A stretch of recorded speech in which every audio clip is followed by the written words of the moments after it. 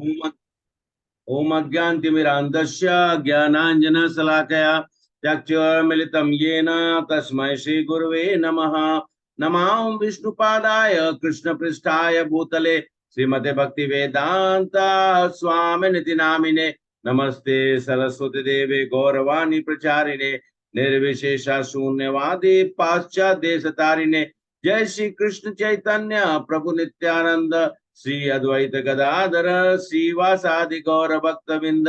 हरे कृष्णा कृष्णा कृष्णा हरे हरे, हरे राम राम हरे हरे। मुखम करोति वाचालं पंगुम लंघयते गिरिं यत्कृपातं वन्दे श्री गुरु दीनतारिणं श्री परमानंद माधवम। श्री चैतन्य ईश्वर राधा मदन मोहन जी के दादा गोविंद जी के दादा गोपीनाथ की जय, राधा रमन की जय, राधा माधव की जय, जगन्नाथ बलभद्र सुभद्रा मैया की जय, सुदर्शन प्रभु की जय, गौरंगा की जय, गौर निताय की जय, अनंत कोटि वैष्णव की जय, श्री गोपाल की जय। नमस्कार कृष्ण कृष्ण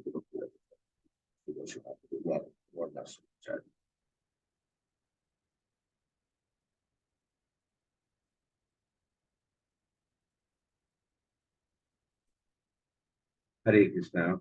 हरे कृष्णा माता जी, प्रभु जी, आप सब लोग अभी आज और हमारे आज पार्टिसिपेंट्स और कम हो गए, क्या बात, ज्वाइन नहीं किए। Okay, start. वैसे ही मैं एकादशी को मंदिर जाती थी, बट मैंने आज कैंसिल हाँ हाँ, रिकॉर्डिंग भी नहीं, इसलिए नहीं गई हूँ। नहीं प्रभु अच्छा जी, एकादशी को ही जाती हूँ मैं मंदिर से। हाँ।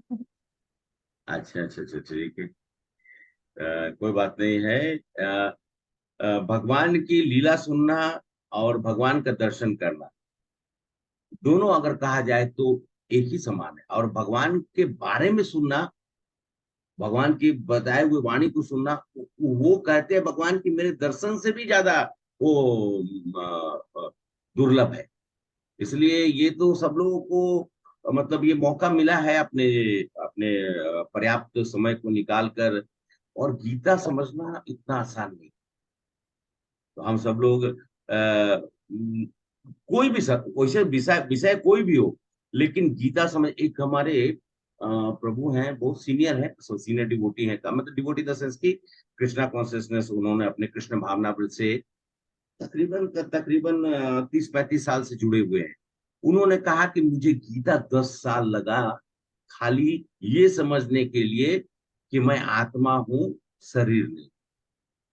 गीता का मेन जो जो क्रक्स है, मैं बोला प्रभु जी आप तो समझ गए, तो फिर सब कुछ समझ गए। बोला वही समझने में 10 साल लगा, बाकी सब चीज को समझने के लिए आप समझ सकते हैं। तो गीता का ज्ञान मैं भी आप लोग के साथ सीख ही रहा हूँ। ऐसा नहीं सोच के कि मैं बहुत मुझे ज्ञान है और इसलिए मैं आप लोग के सामने में वक्ता बनकर आपके सामने में पेश करने की कोशिश कर रहा हूँ। तो ठीक है, अभी हम लोग शुरुआत करते हैं बिना समय। मैं चाहता हूँ कि समय के अनुसार आप लोगों को एकदम ये हो जाए, तो खत्म हो जाए, फिर हम लोग 5-10 मिनट क्वेश्चन आंसर्स कर सकेंगे। तो हम लोग आज गीता के सत्र में भगवत गीता श्लोक नंबर चैप्टर सेकंड अध्याय 2, दूसरे अध्याय के 22वें और 23वें श्लोक को पढ़ेंगे। सब लोग अपना अपना किताब निकाल के रख लीजिए और मैं तब तक इसको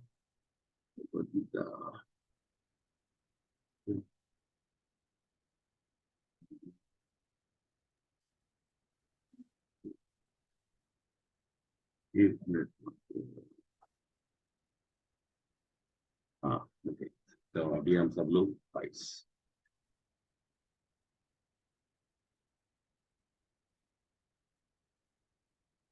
पहले हम लोग भगवत गीता के श्लोक को उच्चारण करेंगे। उच्चारण करने मात्र से हमारे अंदर की जो जागृति है वो बढ़ जाती है। ठीक है, तो मैं अभी शेयर कर रहा हूँ आप लोग के साथ में। ओके।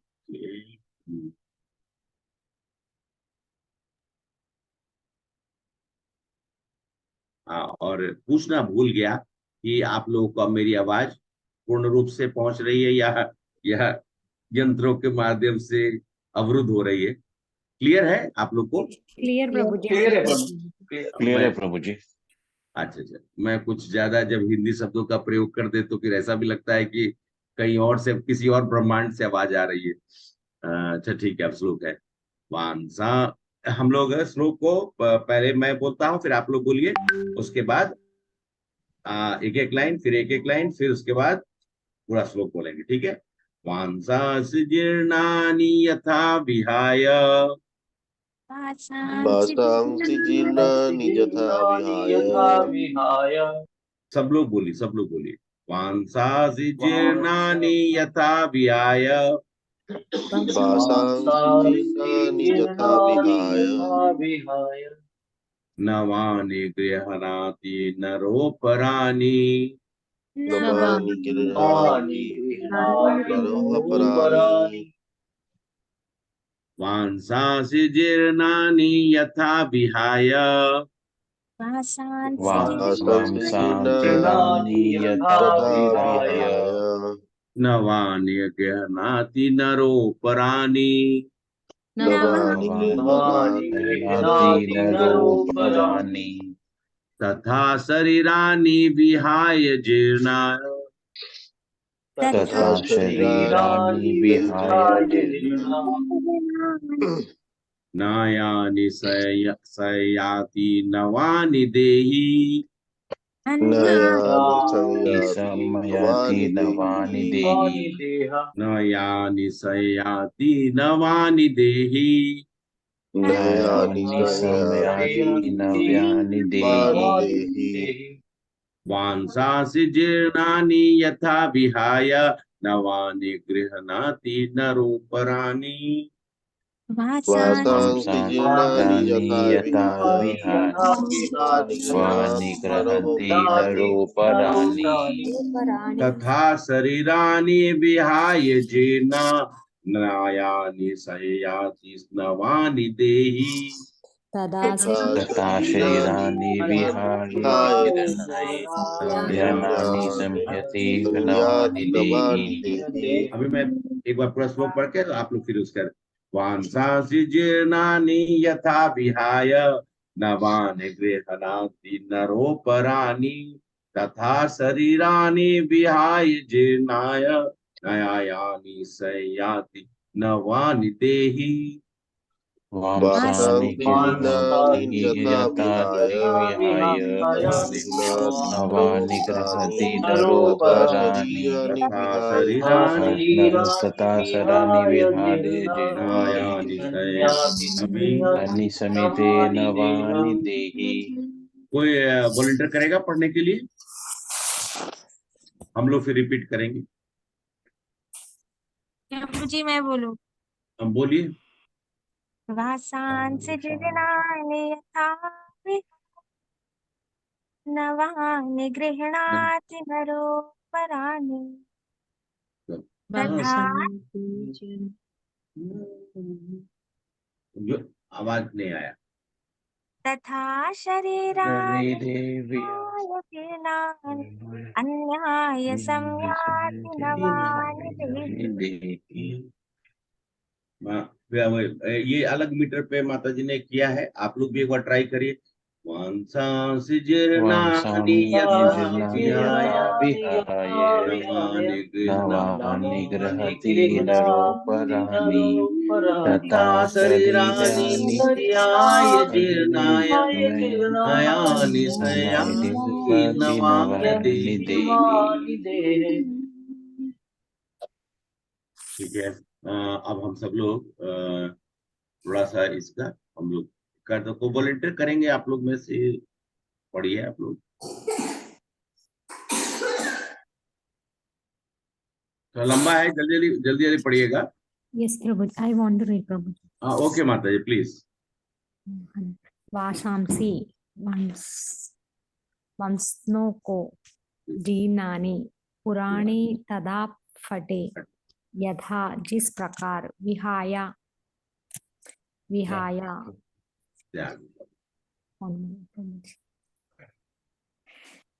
विहाया त्याग कर त्याग त्याग त्याग कर नवानी नया वस्त्र गृह्णाति ग्रहण करता है नरहा मनुष्य अपराणी अन्य तथा उसी प्रकार शरीराणी शरीरों को विहाया त्याग कर जीर्णानि वृद्ध तथा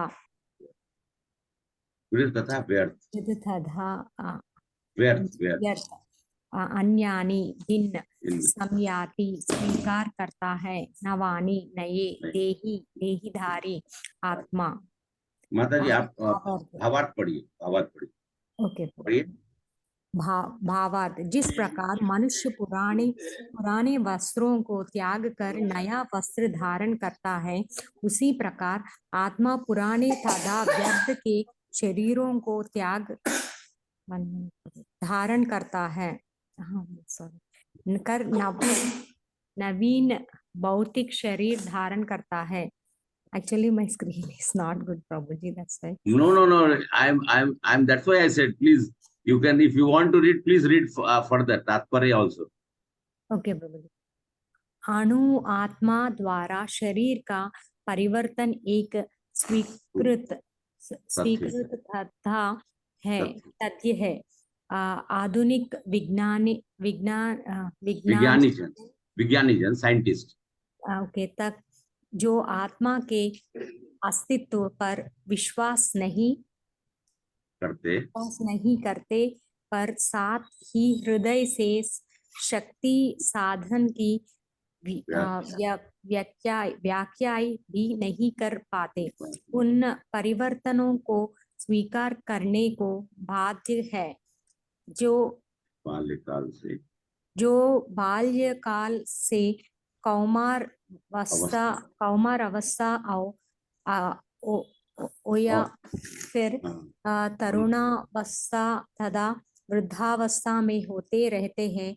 वृद्धावस्था से यही परिवर्तन दूसरे शरीर में स्थानांतरित हो जाता है। इसकी व्याख्या एक पिछले श्लोक में की जा चुकी है। I don't know the number. 2.13. Okay. अणु आत्मा का दूसरे शरीर में स्थानांतरण परमात्मा की कृपा से ये संभव हो पाता है। परमात्मा अणु आत्मा की इच्छाओं की पूर्ति उसी तरह करते हैं जिसी प्रकार एक मित्र दूसरे की इच्छा पूर्ति करता है। मुंडको तथा श्वेताश्वतर उपनिषदों में आत्मा तथा परमात्मा की उपमा दो मित्र पक्षियों से दी गई है, और जो एक ही वृक्ष पर बैठे हैं, इनमें से एक पक्षी, इसमें से एक पक्षी अणु आत्मा, इसमें एक पक्षी अणु आत्मा वृक्ष के फल खा रहा है, और दूसरों पक्षी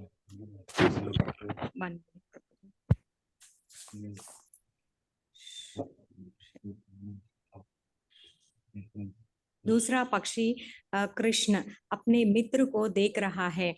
यद्यपि दोनों पक्षी समान गुण वाले हैं, किंतु इनमें से एक भौतिक वृक्ष के फलों पर मोहित है, किंतु दूसरे अपने मित्र के कार्यकलाप को साक्षी मात्र है। कृष्ण साक्षी पक्षी है और अर्जुन फल भोक्ता है, फल भोक्ता पक्षी। यद्यपि दोनों मित्र सखा है, किंतु फिर भी एक स्वामी है और दूसरा सेवक है। अणु आत्मा द्वारा इस संबंध की विस्मृति ही उसके एक वृक्ष से दूसरे पर जाने या एक शरीर से दूसरे शरीर में जाने का कारण है। जीव आत्मा प्रकृति शरीर रूपी वृक्ष पर अत्याधिक संघर्षशील है, किंतु ज्यों ही वह दूसरे पक्षी को परम गुरु के रूप में स्वीकार करता है, जिस प्रकार अर्जुन कृष्ण का उपदेश ग्रहण करने के लिए स्वेच्छा से स्वेच्छा से उनकी शरण में जाता है, त्यों ही परतंत्र पक्षी तुरंत सारे शोकों से विमुक्त हो जाता है। मुंडक उपनिषद तथा श्वेताक्षर उपनिषद समान रूप से इसकी पुष्टि करते हैं। समान वृक्षे पुरुषो निमग्नो अनिश्य सोचति मुहमान जुष्टं यदा पश्यन्तं सिमस्य महिमान भीति वित शोका। ठीक है, यद्यपि दोनों पक्षी एक ही वृक्ष पर बैठे हैं, किंतु फल खाने वाला पक्षी वृक्ष के फल के भोक्त रूप में चिंता तथा विषाद में निमग्न है। यदि किसी तरह वह अपने मित्र भगवान की ओर उन्मुख होता है और उनकी महिमा को जान लेता है, तो वह कष्ट भोगने वाला पक्षी तुरंत समस्त चिंताओं से मुक्त हो जाता है। अब अर्जुन ने अपना मुख अपने शाश्वत मित्र कृष्ण की ओर फेरा है और उनसे भगवत गीता समझ रहा है। इस प्रकार वह कृष्ण से श्रवण करके भगवान की परम महिमा को समझकर शोक से मुक्त हो जाता है। यहाँ भगवान ने अर्जुन को उपदेश दिया है कि वह अपने पितामह तथा गुरु से देहांतरण पर शोक प्रकट ना करे, अपितु उसे इस धर्म युद्ध में उनके शरीरों को वध करने में प्रसन्न होना चाहिए, जिससे वे सब विभिन्न शारीरिक कर्म फलों से तुरंत मुक्त हो गए। बलि वेदी पर या धर्म युद्ध में प्राणों को अर्पित करने वाला व्यक्ति तुरंत शारीरिक पापों से मुक्त हो जाता है और उच्च लोक को प्राप्त होता है। अतः अर्जुन का शोक करना युक्ति संगत नहीं है। युक्ति संगत नहीं है। सॉरी प्रभु जी। नहीं, नो प्रॉब्लम। अरे we are here so that I am so happy that at least माताजी इतना अच्छे से हिंदी बोल रही है। Even though so many of I mean probably बहुत सारे वर्ड को आपने तोड़ कर भी बोला, तो बहुत अच्छा है और प्रयास करते रहना है। इसी तरीके से आप सब लोग को भी मैं अच्छा देखिए, ये श्लोक कितना सुंदर है। अब हम लोग श्लोक के ऊपर में 5-7 मिनट में आप लोग को थोड़ा सा इसके ऊपर में फोकस करके, प्रभुपाद ने इतना सुंदर लिखा है कि हम सब लोग तो अज्ञानी लोग हैं, लेकिन कुछ जो अर्जित करके और जीवन के प्रैक्टिकल चीजों को सुन के मतलब सुनकर उसको हम सब लोग जैसे समझने का प्रयास करते हैं। भगवान जो है यहाँ अद्भुत तरीके से अर्जुन को समझा रहे हैं ना। उनको अभी तक ये नहीं समझ में आ रहा है कि हम शरीर हैं, हम शरीर नहीं है, हम आत्मा है। तो हम सभी अच्छा देखिए, अभी श्रीनिवास प्रभु व्हाइट शर्ट पहने हुए एकदम चमकता हुआ है। ये शर्ट मेरे ख्याल से महीना या 2 महीना जो भी हो या साल भर पहले होंगे, साल भर पहले इस शर्ट को लाए होंगे पहने। उसके बाद इसको अच्छे से इसका धोना है, खाने के समय में कुछ गिर ना जाए, ध्यान रखना है कंटिन्यूअसली। लेकिन बार बार फिर ये क्या होगा, पानी के इसको धोना तो पड़ेगा ही, बिकॉज अल्टीमेटली पहन रहे हैं। इसके शरीर, हमारे शरीर का दुर्गंध इत्यादि, धूल धक्कड़ वो सब आएगा, रंग इसका मलिन हो जाएगा, तो फिर हम लोग उसको लेकर धोएंगे, साफ करेंगे, रगड़ेंगे, रगड़ेंगे तो इसके सूते जो है उखड़ेंगे, धीरे धीरे इसकी चमक जो है, शाइनिंग धीरे धीरे कपड़े की जाने लगती है। जाने लगती है, और जाने के बाद फिर क्या करते हैं, कुछ देर के बाद एक जगह से थोड़ा फट जाता है। अब फटा हुआ कपड़ा तो हम लोग नहीं पहनते हैं, तो ये सोचकर फिर उसको हम लोग, उस फटे हुए कपड़े को हम लोग त्याग देते हैं। उसमें कहीं ममता होती है आपकी प्रभु जी? फिर नया शर्ट, नया, माता जी बोलेंगे कि मैं आपके लिए नया शर्ट लेके आती हूँ। चलो प्रभु प्रभु के लिए नया शर्ट आ गया, वो शर्ट का त्याग कर दिया। वो शर्ट का इंडिया में तो ऐसा है, जो भी कपड़ा उपड़ा हो गया तो उसका उपयोग घर का पोछा, झाड़ू पोछा, झाड़ झूड़ इस सब में काम में आ जाता है। तो वही कपड़ा जिसको आपकी आसक्ति थी एकदम हैंगर में टांग कर रखने का, एकदम अच्छा से इस्त्री करना, उसका धो के रखना, एक दिन के बाद उसका त्याग कर देते हैं कि नहीं? करते हैं ना। अभी इंद्रनील प्रभु, चाहे जो लोग भी कंप्यूटर से काम करते हैं, लैपटॉप है, लैपटॉप को यूज कर रहे हैं, जो भी वर्जन हो, 8th वर्जन या 9th जनरेशन या 8th जनरेशन जो भी है, 5th जनरेशन प्रभु ने यूज किया होगा, या मान लिया जाए हम मैं बोल रहा हूँ कि 3rd जनरेशन स्टार्ट किया होगा। फिर कुछ समय के बाद कंप्यूटर जो है 1 साल 2 साल 3 साल 4 साल तक उसमें कभी सॉफ्टवेयर अपग्रेड, कभी ये अपग्रेड, कभी वो, अंत में वो कुछ दिन के बाद वो हाथ खड़ा कर देता है और सामने में आ जाता है, आई एम नॉट ऑपरेबल।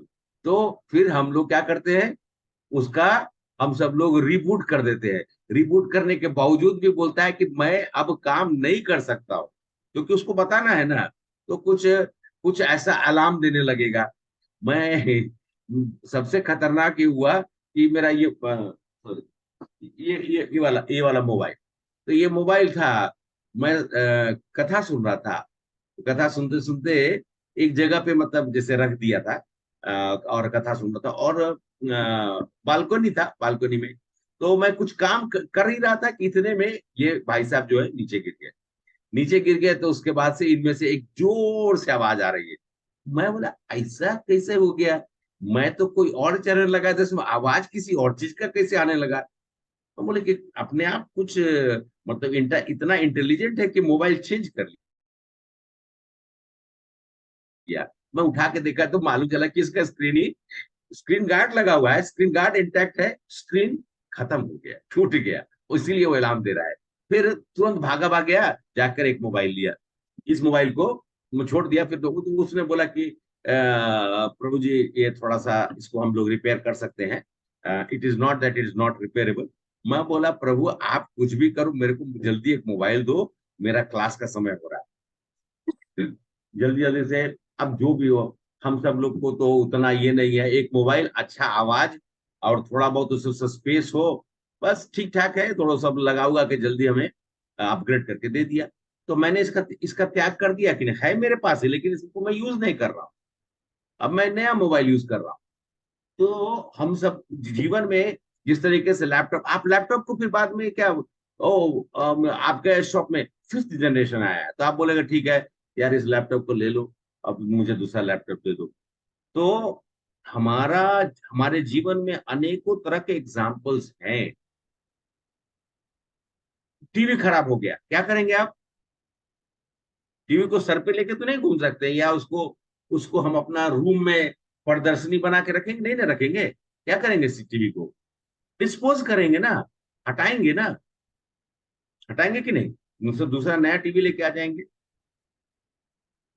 इसलिए हम सब को मतलब ये ध्यान रखना पड़ता है कि ये शरीर भी धीरे धीरे, हमारा ये शरीर जब जब हम बचपन से अवलग धीरे धीरे होते होते एक समय आने के बाद ये जीर्ण शीर्ण होने लगती है, बाल उड़ जाते हैं, बाल सफेद हो जाते हैं। आजकल लोग थोड़ा सा कलरिंग मार के सोचता है कि मैं उम्र कम कर लिया हूँ, लेकिन होता नहीं है, उम्र आगे ही बढ़ रही है।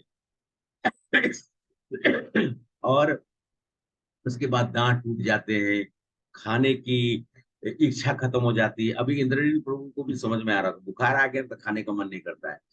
तो माता जी को कुछ स्पेशल स्पेशल बना के देना पड़ता है, नहीं तो प्रभु बोले गए मुझे अच्छा नहीं लग रहा है। तो ये है, मैं अपनी परिस्थिति बोल रहा हूँ। फिर धीरे धीरे वो खाना पचता ही नहीं है। पचा पहले क्या है, खाना खाने के लिए मेडिसिन खाते हैं, फिर पचाने के लिए मेडिसिन खाते हैं, फिर निकालने के लिए मेडिसिन खाते हैं। ये स्थिति हो जाती है। सब तरह का परिस्थिति गड़बड़ हो जाता है। एक समय के बाद ये शरीर की अवस्था ऐसी हो जाती है, आत्मा देखता है कि अब ये जीर्ण शीर्ण अवस्था में है, तो उसको आत्मा शरीर को त्याग देता है। लेकिन आत्मा तक का कभी भी नाश नहीं होता है। वही जो चीज मेरे अंदर में है वो कोई और रूप धारण करे, वो कोई और रूप धारण करे। बात यही है कि इस अवस्था से दूसरी अवस्था जाने में जीव आत्मा का कुछ भी बदलाव नहीं होता है, खाली स्वरूप बदल जाता है। अगर हम भक्ति किए हैं तो अध्यात्म जीवन में भगवान हम लोग को लेके चले जाएंगे, और अगर नहीं किए हैं और मतलब राक्षसी प्रवृत्ति रखा हो, कुछ ज्ञान प्राप्त करने का कोशिश नहीं किया हो, तो फिर आप मतलब अलग अलग अभी है 84 लाख योनि में कोई ना कोई आपको मिल जाएगा अपने कर्म के अनुसार, हम सब लोगों को। इसलिए श्री कृष्ण बोलते हैं, अर्जुन को उपदेश देते हैं कि वो अपने पितामह और गुरु द्रोणाचार्य के देहांतरण पर शोक नहीं प्रकट करो। बहुत सुंदर लिखा हुआ है, प्रभुपाद ने लिखा है कि मतलब कि उसको प्रश्न होना, अच्छा बताइए प्रश्न होना चाहिए क्या? हरे कृष्ण, प्रश्न होना चाहिए उनके। क्या प्रभुपाद बोलते हैं, एक कृष्ण भगवान बोल रहे हैं अर्जुन को कि उनके वध करने से तुम्हें प्रश्न होना चाहिए या फिर दुखी होना चाहिए। थोड़ा सा सोचने वाली बात है भाई। पितामह है हमारे रिलेशन में, वो हमारे गुरु हैं, द्रोणाचार्य हैं, तो भगवान तो भगवान की। हाँ बोलिए। सामाजिक नजरिए से हमें प्रसन्न भी नहीं होना चाहिए, लेकिन हाँ आंतरिक तौर पे दुखी भी नहीं होना चाहिए। हाँ भाई, ऐसा नहीं कहा जा रहा है ना कि यहाँ पर प्रभुपाद ये कहना चाह रहे हैं प्रश्न होने का बहुत सुंदर तात्पर्य है, क्योंकि मैंने यहीं पे आके रोक दिया ना कि भगवान कृष्ण को कहते कि क्यों तुम दुखित होते हो उनका वध करने के लिए, कि वो उनका वध नहीं करना है। अर्जुन तो दुखित हो रखे हैं, जो कि आपने कहा कि सामाजिक व्यवस्था के अनुसार उनको दुखी होना चाहिए, लेकिन ये धर्म युद्ध है।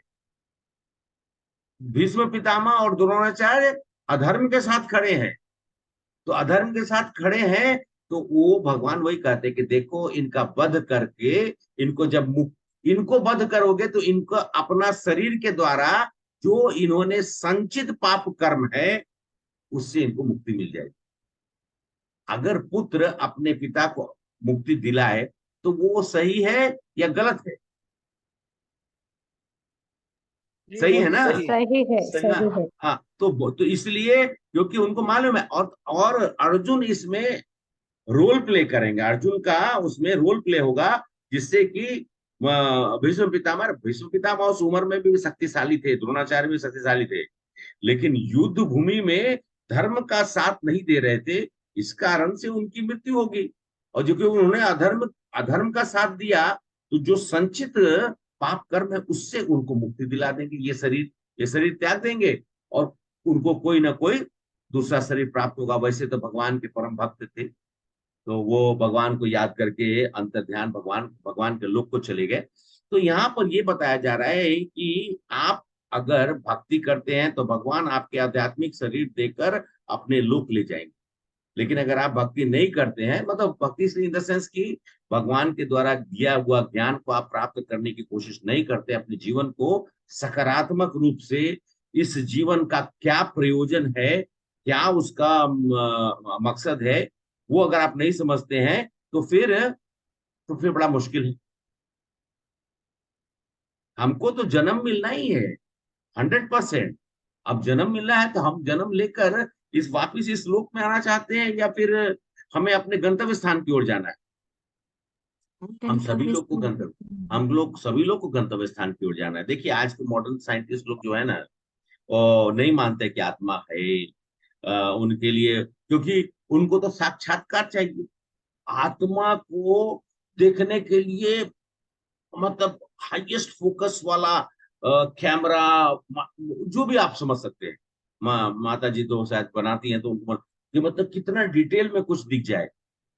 आत्मा इतना सूक्ष्म है कि उसको आप कितने भी हाईएस्ट लेवल ऑफ एक्यूरेसी, अब मतलब कैमरा हो चाहे डिजिटल जो भी हो, आप नहीं देख सकते हैं।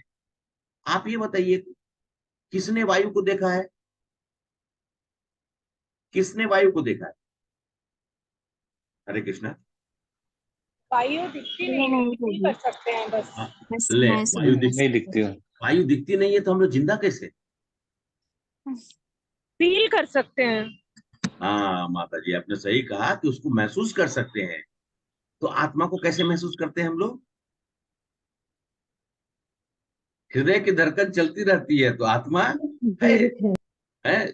कहा जाता है ना। लेकिन ये मॉडर्न साइंटिस्ट लोग को तो आत्मा था, ये मॉडर्न एजुकेशन जो है ना, पूरा का पूरा सत्यानाश कर दिया। देखिए, क्या हम सभी चीज को देख सकते हैं? वो लोग क्या पढ़ाते हैं? जो दिखता है वो सत्य है। अरे कपाल सत्य है, दिखता है सत्य है। सब कुछ अगर दिखता है वो सत्य है, तो जो परोक्ष में जो कर रहा है, ये पूरे प्रणाली पूरे तंत्र, हमारा कौन साइंटिस्ट है जो सूर्योदय रोक लेता है या सूर्योदय करवाता है? कौन साइंटिस्ट है जो चंद्रमा को का जो घटता है बढ़ता है उसको बता सकता है? नहीं नहीं, उसका अरे भाई, डायरेक्शन बदलने, आप डायरेक्शन बदल रहे हो, अच्छा ठीक है, चलो मान लिया जाए कि डायरेक्शन बदलता है, उससे चंद्रमा का जो है, चंद्रमा का एक्चुअली साइज तो वो हम लोग भी जानते हैं ना कि चंद्रमा तो एक्चुअल में कभी भी घटता बढ़ता नहीं है। घटता बढ़ता है क्या?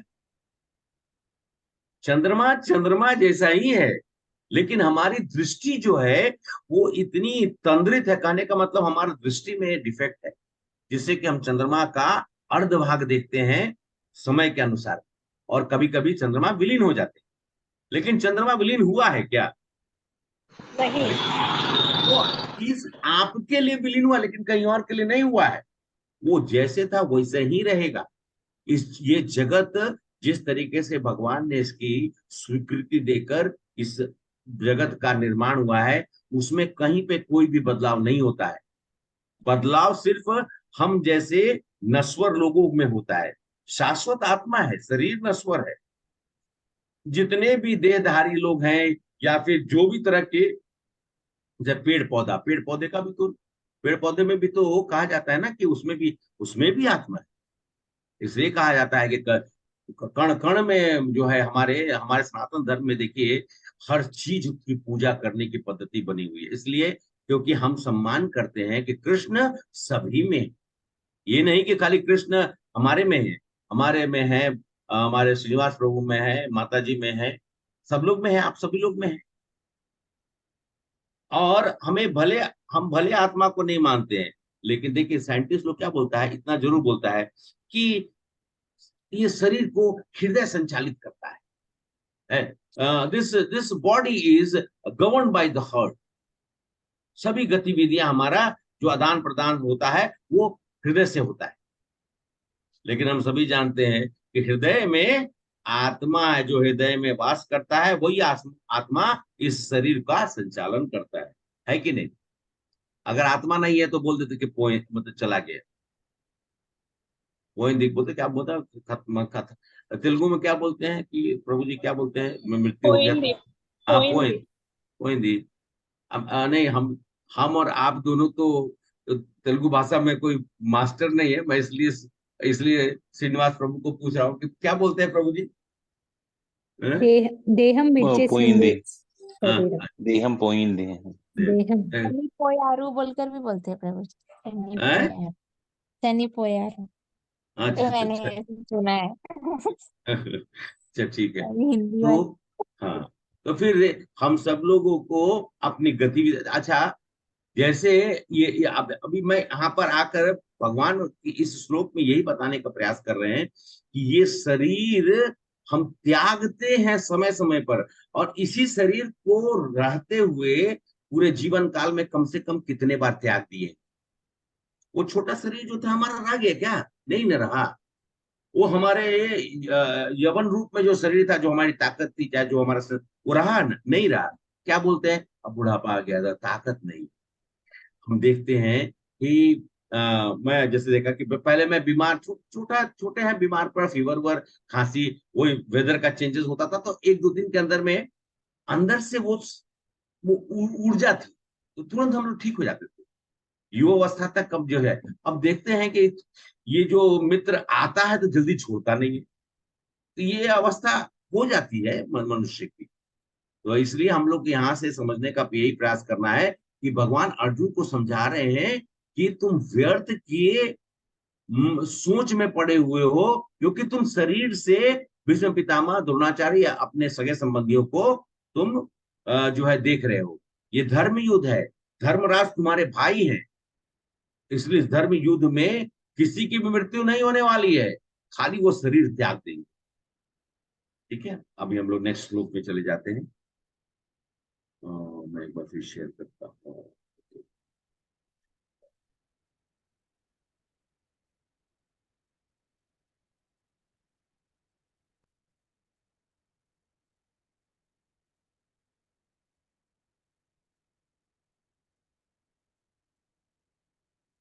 तो ये 23वां श्लोक है, और इस 23वां श्लोक को हम लोग एक बार कर लेते हैं।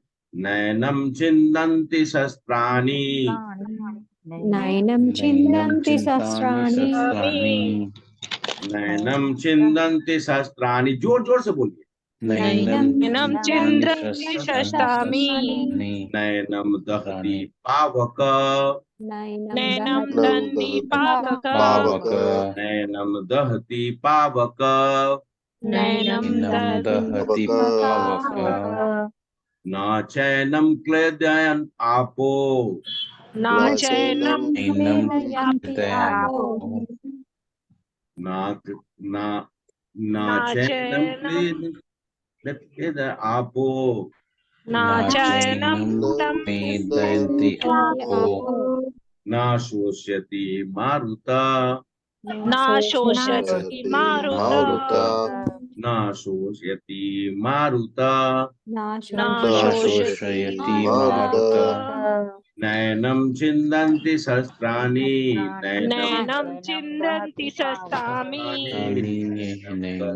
पावक, नैनं दहति पावक, नैनं दहति पावक, न चैनं क्लेदन्त आपो, न शोषयति मारुता, न चैनं क्लेदयति आपो, न शोषयति मारुतः। अभी मैं एक बार पूरा श्लोक पढ़ देता, फिर आप लोग पढ़े। नैनम छिन्दन्ति शस्त्राणि, नैनम दहति पावक, न चैनम क्लेदयन्त आपो, न शोष्यति मारुता, नैनं छिन्दन्ति शस्त्राणि, नैनं दहति पावक, न चैनं क्लेदयति आपो, न शोषयति मारुतः। कोई वॉलंटियर करेंगे? एक दो बार हम लोग और श्लोक हम लोग उनके पीछे पीछे रिपीट करेंगे। हाँ माता जी, हाँ करिए माता जी। नैनं छिन्दन्ति शस्त्राणि, नैनं दहति पावकः, न चैनं क्लेदयति शस्त्राणि, न शोषयति मारुतः। प्रभु हाँ अभी आप बोलिए माता जी। नैनं छिन्दन्ति शस्त्राणि, नैनं दहति पावकः, न चैनं क्लेदयन्त्यापो, न शोषयति मारुतः। तो एक ये भी मीटर पे हम लोग थोड़ा सा, क्योंकि मैं श्लोक तोड़ रहा हूं तो इसलिए एक अलग मीटर पे चले जाते हैं, एक अलग। नैनम छिन्दन्ति शस्त्राणि, तो हम ये बोल रहे हैं, माता जी भी एक मीटर बताई है, तो आप लोग एक बार और माता जी आप एक बार फिर रिपीट करिए, हम लोग भी साथ साथ बोलेंगे, बोलिए। नैनं छिन्दन्ति शस्त्राणि, नैनं छिन्दन्ति शस्त्राणि, नैनं दहति पावक, नैनं दहति पावकः, नैनं दहति पावक, नैनं दहति पावक, न चैनं क्लेदयन्त्यापो, न चैनं क्लेदयन्ति आपो, न शोषयति मारुतः। न शोषयति मारुतः। somebody can आप लोग में से कोई वॉलंटियर करिए, पढ़ लेते हैं हम लोग शब्दों का मीनिंग और साथ में भावार्थ फिर तात्पर्य। एक व्यक्ति भावार्थ और शब्दों का मीनिंग पढ़ देंगे, फिर एक तात्पर्य पढ़ सकते हैं। बोलिए जल्दी जल्दी, जो भी प्रभु व्यक्ति। जी मैं बोलूं? हाँ ना कभी नहीं एनम इस आत्मा को चिंदंती खंड खंड कर सकते हैं शस्त्राणी हथियार। ना कभी नहीं एनम इस आत्मा को दहती जला सकते हैं पावकः अग्नि। ना कभी नहीं चा भी एनम इस आत्मा को क्लेदयंती भिगो सकता है आपः जला। ना कभी नहीं शोषयति सुखा सकता है मारुतः वायु। आप भावार्थ पढ़िए। प्रभु जी मैं ही पढ़ूं? हाँ पढ़ दीजिए, तात्पर्य कोई और पढ़ लेगा।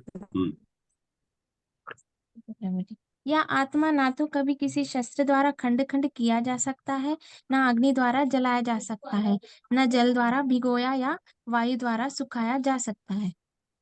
थैंक यू माता जी। हरे कृष्णा। कोई तात्पर्य पढ़ेगा? प्रभु जी हो। पढ़ू मैं? हाँ पढ़िए पढ़िए।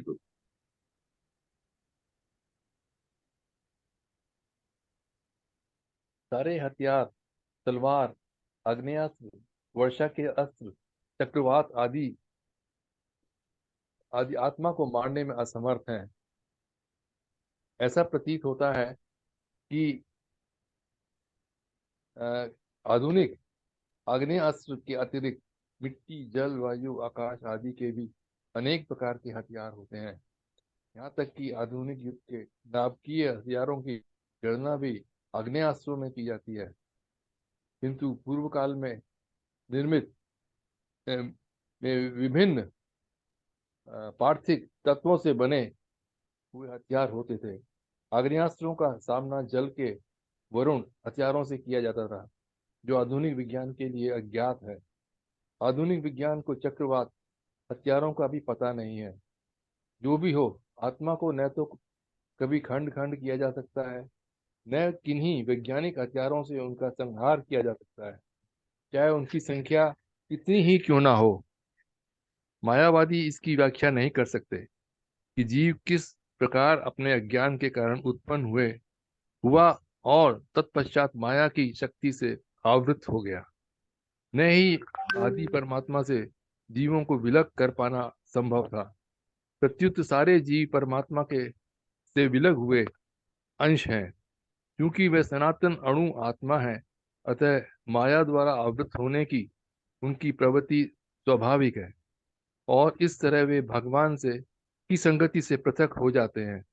जिस प्रकार अग्नि के स्फुलिंग अग्नि से विलग होते ही बुझ जाते हैं, यद्यपि इन दोनों के गुण समान होते हैं। वारा पुराण में जीवों को परमात्मा का भिन्न अंश कहा गया है। भगवत गीता के अनुसार वे भी शाश्वत रूप से ऐसे ही हैं। अतः मोह से मुक्त होकर भी जीव पृथक अस्तित्व रखता है, जैसा कि कृष्ण द्वारा अर्जुन को दिए गए उपदेशों से स्पष्ट है। अर्जुन कृष्ण के उपदेश के कारण मुक्त तो हो गया, किंतु कभी भी कृष्ण से एकाकार नहीं हुआ। हरे कृष्णा प्रभु जी, बहुत बहुत धन्यवाद। तो हम सब लोग देखिए, तात्पर्य भी प्रभुपाद इतने सुंदर सुंदर चीजें बताते हैं कि मतलब अगर हम आप लोग उसको ठीक से अगर एक बार अच्छे से संदर्भ को समझ लें तो हम लोगों को समझ में आएगा कि एक्चुअली में कहना क्या चाह रहे हैं। भगवान कृष्ण को अर्जुन को उपदेश क्या दे रहे हैं। हमें जिज्ञासा, भैया ये आप लोग को जिज्ञासा होती है कभी कि यह आत्मा क्या है, आत्मा का डेफिनेशन हम लोग, अच्छा आप लोग आत्मा, अभी हम लोग तो कम से कम एटलीस्ट भगवत गीता के फर्स्ट चैप्टर फिर सेकंड चैप्टर में इंपॉर्टेंट श्लोक पढ़ रहे हैं। इंपॉर्टेंस मैं ये पूछ रहा था कि आप लोग को बोला जाए, कोई बोलेगा कि राइट 5 लाइन्स अबाउट आत्मा, 5 मतलब आत्मा का पहचान करने के लिए 5 चीजें बताएं। तो पहला चीज है कि आत्मा शाश्वत है, आत्मा शाश्वत नहीं है, नश्वर। आप लोग आत्मा अमर है। हाँ, आत्मा शाश्वत है, नश्वर नहीं। नश्वर मतलब समाप्त होने वाला, ठीक है। आत्मा था, है और रहेगा। आत्मा का जो गुण विशेषता है वो भगवान से मिलता है। सच्चिदानंद है। हाँ, चिदानंद जी, सचिदानंद उसको उनको तो सच्चित आनंद, ठीक है। तो भगवान का ये क्वालिटी है। आत्मा को न आग जला सकती है, न पानी से बुझा सकता है, न शस्त्रों से काटा जा सकता है, न हवा के द्वारा उड़ाया जा सकता है, कुछ नहीं कर सकता है, कुछ भी कोई नहीं कर सकता आत्मा। तो हम सब लोग जब ये आत्मा के बारे में जान लेंगे, न धोया, न जलाया, न सुखाया, न ही कोई शास्त्र उसके ऊपर, तो हम सब लोग को इस शास्त्र के द्वारा समझने की प्रयास क्यों नहीं करनी चाहिए? क्यों हम सब लोग अपने आजकल स्कूल में ABCD, EF G पढ़ाते रहते हैं? अरे कम से कम गीता के बहुमूल्य ज्ञान है, अगर बच्चों को शुरू से दिया जाए तो आज के समय में देखिए बच्चे ड्रग्स में, उसके बाद डिप्रेशन, सब लोग चाहता है कि बच्चा मेरा IIT, क्योंकि ये तो कलयुग है, आपाधापी चलते रहता है, मैं आगे मैं आगे मैं आगे मैं आगे। क्यों? क्योंकि सब है, बोलते क्या है, कृष्ण भक्त है बिंदास, बाकी सब है उदास, क्योंकि सब है माया के दास। हमारा कारण यही है कि हम लोग सब माया के दास हैं। हम कृष्ण कृष्ण कृष्ण भक्त बनेंगे तो बिंदास रहेंगे। आप लोग ये बताइए प्रभु जी, आप सब लोग बहुत अच्छा, आप हम माताएं और प्रभु जी हैं सब लोग, हम अपने बच्चे को एजुकेशन दे रहे हैं, और अंत में आपका बच्चा आके आपके साथ में बैठ कर बोलेगा कि मतलब कि पापा no it's okay, no it's fine, we can drink together. आपको क्योंकि भाई ये सब चीजें तो मैंने कभी देखा नहीं अपने जीवन में, क्योंकि पिता का स्वरूप भी ऐसा ही मिला कि वो भगवत गीता पढ़ते थे, और माता भी ऐसे ही मिली कि थोड़ा पूजा पाठ करती थी। तो हम लोगों को ये था कि हाँ थोड़ा डायरेक्शन शुरू से ऐसा ही मिलता था। तो ये पीने पाने और इस सब चीज का तो कभी भी हम सब लोगों ने समझा नहीं। लेकिन मैं आज के डेट में सुनता हूँ कि फादर सन जो है वो आपस में, अब ये कल्चर तो भगवान ने नहीं दिया था, नहीं तो हम लोगों ने बनाया ना। हम अपने पुत्र की उम्र की मतलब पुत्र के अच्छे स्वास्थ्य, उम्र की, या पुत्र हो पुत्र कोई भी, हम संतानों के लिए अच्छी उम्र की कामना करते हैं कि नहीं? अच्छा, उसके अच्छे स्वास्थ्य के लिए कामना करते हैं कि नहीं? तो जी फिर हम हम लोग, करते हैं। हाँ, तो फिर हम लोग माताएं तो फिर क्यों ना हम उनको ज्ञान देते हैं बराबर? उनका अच्छा स्वास्थ्य कब रहेगा? जब उनको सच्चाई मालूम चलेगा। इस शरीर का उपयोग पीने पाने के लिए नहीं है, पीने खाने ये वो करने के, इस शरीर का, हाँ, खाना पानी पीना ये जरूर है, भगवान के दिए हुए प्रसाद का चरणामृत पीना ये जरूर है, लेकिन वो हमारे शरीर का बोधक कराता, हमारे शरीर के अंदर में बोध कराता है कि वास्तविक रूप से हमारा प्राकट्य इस धरती पर किस लिए हुआ है। माताएं पिताएं आजकल भूलते जा रहे हैं। हम सब, उसमें से मैं भी हूं, मैं आपको दोषी नहीं मान रहा हूं, हम लोग खुद दोषी हैं। वास्तविकता हमारे माता पिता नहीं थे, हम लोगों को आज बनाया ना, हम लोग को कुछ तो कम से कम इतना तो समझ में आता कि हाँ ये हमने भी गलतियां की हैं बहुत सारे जीवन में, लेकिन कम से कम सुधार तो किया। आज तो किसी को सुधार क्या, वो उल्टा चैलेंज करता है कि नहीं जो हम बोल रहे हैं वही सत्य है। देखिए शस्त्रों के बारे में जो आजकल लोग बोलते हैं nuclear this and that, actually में ये सब शस्त्र एक्चुअली में थे, उसके बारे में इन लोग को जानकारी ही नहीं। शीत अस्त्र, वायु अस्त्र, ये वृष्टि अस्त्र, ये सब महाभारत में इस्तेमाल हुआ था। लोग आजकल सोचते हैं हम बहुत बड़ा मॉडर्न साइंटिस्ट बन गए। ब्रह्मास्त्र नाम भी हम सब लोगों का, जो मिसाइल का नाम ब्रह्मोस रखा गया है, ब्रह्मास्त्र के ऊपर में रखा गया है। कहां से आ गया नाम? है हमारे शास्त्रों में है, लेकिन हम उसका साधना अब नहीं कर सकते क्योंकि हम लोग उस योग्य नहीं है। हमारे अंदर में वैसी कोई शक्ति है ना, ना वैसी पौरुष शक्ति है, ना वैसी मानसिक शक्ति है।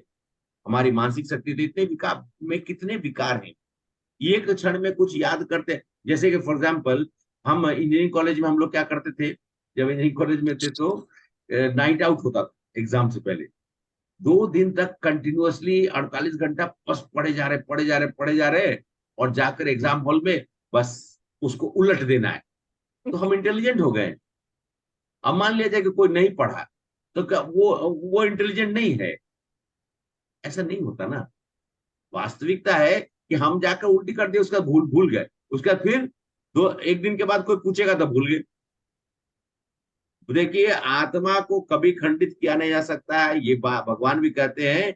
और भौतिक चीजों, जैसे कि हम एक एग्जांपल ले लेते हैं, क्योंकि मेन हमारा अभी मुद्दा जो है, मेन इशू है भगवान, मतलब भगवान आत्मा परमात्मा एक है या परमात्मा के अंश है, या फिर परमात्मा से हम लोग क्या है अभी इसको इस्टेब्लिश करना चाह रहे हैं। मान लिया जाए कि पहले हम लोग देख लेते हैं, एक पेपर ले लेते हैं, पेपर को मैं 3 भाग में बांट दिया, फाड़ दिया, पेपर वापिस उस ओरिजिनल पोजीशन पे आ सकता है? नहीं।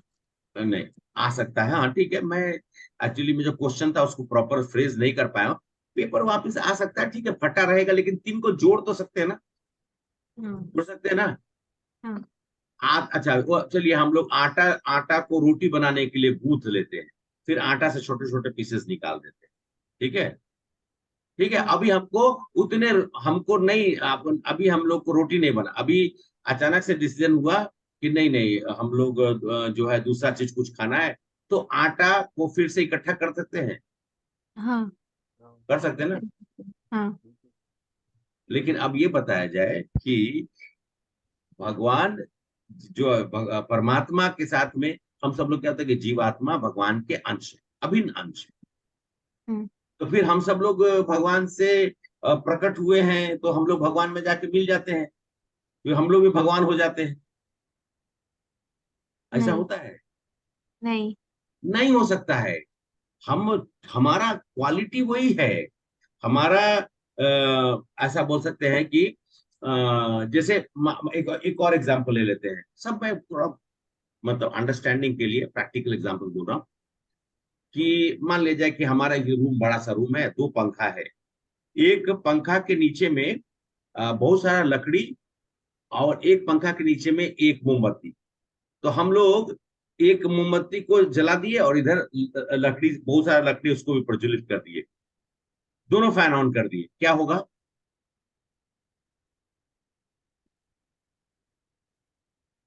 एक पंखा के नीचे जो मोमबत्ती हो, क्या होगा प्रभु जी? जो मोमबत्ती है वो बुझ जाएगा, और जिस जहां पर लकड़ी का आग लगा है वो और बढ़ेगा, और तेज हो जाएगा कि नहीं?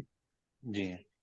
ठीक है। अभी हम इतने छोटी चीज में बता, तो वही हाल है जीवात्मा का। जीवात्मा भगवान जो है, भगवान माया भगवान के ऊपर में प्रबल नहीं हो सकता है। अब यहाँ पर मोमबत्ती जो है पंखे के वायु के वजह से वो माया के चक्कर में आया और वो बुझ गया। लेकिन हम लोग यहाँ जो लकड़ी का जो बहुत बड़ा एक ये गठरी है जिसमें से रोशनी प्रज्वलित हो रही है, जिसमें से अग्नि निकल रही है, उसको अगर हवा दे रहे हैं तो और प्रज्वलित हो रही है, वो अपना तत्व नहीं छोड़ रहा है, ना बुझने वाला है। भगवान कभी भी उसे, भगवान भी शाश्वत है। तो यहाँ बोलेगा प्रभु जी, आप तो भी बोल रहे थे कि आत्मा भी शाश्वत है। हाँ, ये मैं आपको बहुत ही एग्जाम्पल दे रहा हूँ कि हम लोग, कोई पूछेगा ना, कारण है कि प्रभु प्रभु ये बहुत इंपॉर्टेंट क्वेश्चन है कि हम सब लोग यहाँ पर क्यों चले आए थे, पूछना है ना, भगवान से अलग क्यों हो गए, ये प्रश्न होना चाहिए। जिस प्रकार से आप ये मान के चलिए, अभी प्रभुपाद ने बहुत बताया ना कि अगर एक जगह से अग्नि निकल रही है, तो जब आप जब फायर करते हैं तो क्या होता है, ऊपर से चिंगारी निकलता है, पाट पाट करके देखते ना, छोटे छोटे चिंगारियां, मतलब वो फायर का जो स्मॉल स्मॉल पार्ट निकल के ऐसे ऐसे निकल रहा है, और तुरंत निकलता है, कुछ देर के बाद वो बुझ जाता है। तो हम सब लोग का भी यही हाल है, हम सब लोग भगवान से दूर हो गए और बुझ गए। और क्यों? क्योंकि हम लोगों ने इच्छा जाहिर की, हम लोग माया के चक्कर में इस जगत में आकर, और हम दुख का कारण हम लोग झेल रहे हैं। वही अग्नि के चिंगारी के जैसा हम सभी इसी अग्नि के जो अपने मूल स्वरूप से दूर होकर निस्तेज हो, हम लोग एक्चुअली में कहा जाए कि निस्तेज हो गए। हमारा जो तेज था, जो जो आत्मा का जो तेज था वो निस्तेज हो गया, इसको ऐसा समझ सकते हैं। उसमें वो जो भगवान की अलौकिक जो ज्योत था, ज्योति थी, जिसको हम लोग मायावादी लोग क्या बोलते हैं, हम ज्योत हैं। अरे ज्योत कैसे है भाई? ज्योत है तो भगवान जाके मिल गए और हम एकाकी हो गए और भगवान है हमें, फिर हम भगवान से निकलेंगे। नहीं, ऐसा नहीं होता है। भगवान भी थे, परमात्मा थे, आत्मा भी था और हमेशा रहेगा। उसका भले स्वरूप वो हो सकता है कि आध्यात्मिक जगत में रहकर भगवान की सेवा कर रहा हो, या फिर वो भौतिक जगत में आकर अपने दंड को भोग रहा है, क्योंकि उसकी इच्छा हो गई थी ना।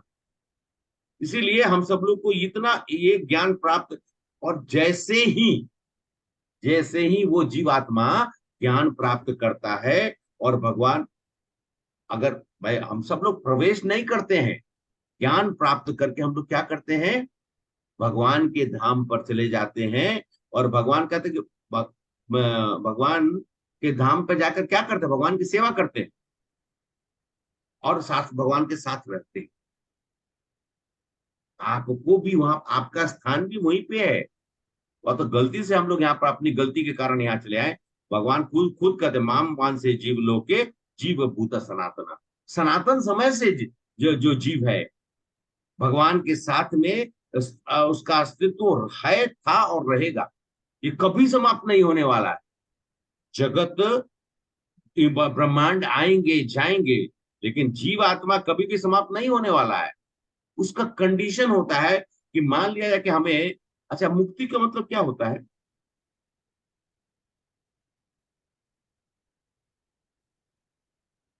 मुक्ति का मतलब या मोक्ष, बहुत लोग बोलते हैं मोक्ष प्राप्त करना है। अच्छा आप लोग बताइए मोक्ष का मतलब क्या है? सूक्ष्म शरीर से छुटकारा। जय प्रभु क्या बोले? सूक्ष्म शरीर से छुटकारा, मन बुद्धि अहंकार छूट मन जाना। बुद्धि, ठीक है, बहुत अच्छा बोला प्रभु। उसके ऊपर मैं थोड़ा विस्तृत कर देता हूं कि ज्ञान को प्राप्त करना हमारे लिए मोक्ष है। कौन सा ज्ञान? कि जीवेरे स्वरूप होए नित्य कृष्ण दास। ये ज्ञान जब तक नहीं मिलेगा तब तक हम लोग मोक्ष मोक्ष प्राप्त करेंगे, हम तपस्या करेंगे, कुछ नहीं होने वाला है। वापिस आप आके फिर लटक जाइएगा। जिस दिन ये ज्ञान प्राप्त कर लेंगे कि ये जीव का स्वरूप कृष्ण के दास का है, कृष्ण के दास, तब तक हम सब लोग अपने आडंबर में इधर उधर दाएं बाएं जो भी है हम सब लोग, लेकिन हम लोग को समझ में नहीं आए। इसलिए हमको प्रयास करना है कि हमारा जीवन काल में हमको ये ज्ञान प्राप्त हो और इस अज्ञानता से हम दूर रहें। भगवान के बताए हुए ज्ञान को प्राप्त करना, उसका उपयोग करना, किसी चीज के लिए मोक्ष मोक्ष प्राप्ति होती यही चीज है, ज्ञान को प्राप्त करना। कौन सा देखिए, कौन सी अज्ञानता को दूर करना है? वो अज्ञानता जो हमें ये शरीर के प्रति हमारी आसक्ति बढ़ाए हुए है। हम शरीर नहीं है, हम आत्मा है। ठीक है, शरीर को मेंटेन करना, ये जीव को ये शरीर मिला है, साधन मिला है कि वो अपने इस जीवन को क्या कर, सार्थक करे, ज्ञान प्राप्त करे, सार्थक करे और मोक्ष को प्राप्त करे। मतलब मोक्ष मतलब ज्ञान को प्राप्त करे। हम सबको जानना है और हमारा यही पहचान है। और उस पहचान से अगर हम हमें परंपरा में रहकर उच्चतम ज्ञान को प्राप्त कर कर और अपने इस बहुमूल्य जीवन को सार्थक करना, ये जीवन इसी के लिए मिला है, और पूर्ण रूप से उपयोग करना, भक्ति मन, देखिए भक्तिमय जीवन का प्रवाहित करना ही हमारा जीवन का एक मकसद है। भक्ति का मतलब कोई लोग सोचता होगा, भक्ति का मतलब ये नहीं होता है। भक्ति का मतलब ये नहीं होता है कि मैं दिखाने के लिए वो 10 लोगों को बुला लिए। और भक्ति का मतलब होता है हृदय से भगवान को अपने हृदय में स्थापित करना। उच्चतम अगर किया गया, हम सब लोग गीता में अभी देखेंगे, अभी हम लोग एक्चुअली में जो पहले 6 अध्याय है वो कर्मयोग, उसके बाद में 6 अध्याय भक्ति योग है, उसके लास्ट का 6 अध्याय ज्ञान योग।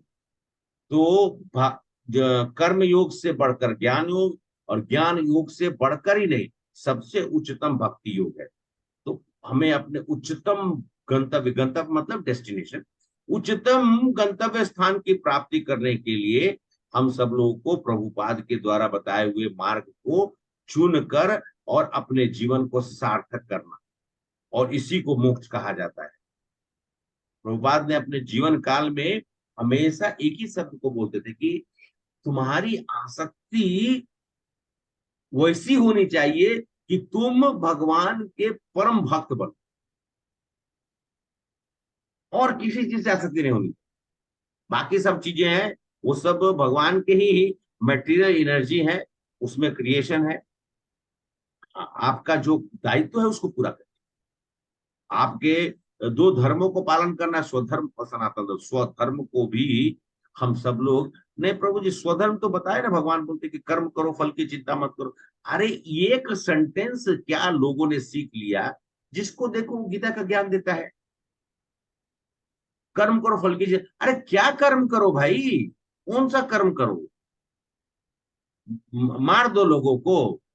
अभी मैंने कहा ना कि हम सब लोग को अपने अपने वृद्ध, हमारे अपने अपने वृद्ध कहते हैं कि लोगों को हमें उनको प्रणाम करना चाहिए, उनका हमको आदर के साथ में उनसे हमको, क्योंकि वो हमारे पूर्वज रूप में है, उनका अनादर करना हमारा धर्म नहीं है। इसीलिए हम सब लोगों को बहुत समझदारी के साथ में अपने कर्तव्य का निर्वाह करना, अपने आने वाले जनरेशंस, अपने साथ की जो हमारे जनरेशन है, और हमारे हो सके तो हमारे जो जो हमारे मतलब कह सकते हैं कि माता पिता से लेकर जो भी और लोग हैं, अगर वो इस चीज को समझ पाए, कितने पुत्र और पुत्री मतलब कितने संतान अपने माता पिता को, अपने सगे संबंधी को, अपने भाई बहन बच्चों को सही मार्ग पे लेके आ रहे हैं। इसलिए ऐसा नहीं सोचना चाहिए। हमने 3 तरह के लोगों के बारे में हम लोगों ने चर्चा किया था, उसमें शायद चर्चा यहाँ पे नहीं की थी, मैंने बताया था हमें ध्यान रखना चाहिए कि कभी भी वयोवृद्ध अपराध नहीं करना है। वयोवृद्ध अपराध मतलब अपने बुजुर्गों का अपराध नहीं, बुजुर्गों के प्रति हमारा। उसके बाद हमारा दूसरा है अध्यात्म वृद्ध, भले छोटा हो उम्र में, लेकिन अगर अध्यात्म में वो बहुत आगे है तो हम सब लोग को नतमस्तक होकर प्रणाम करना चाहिए।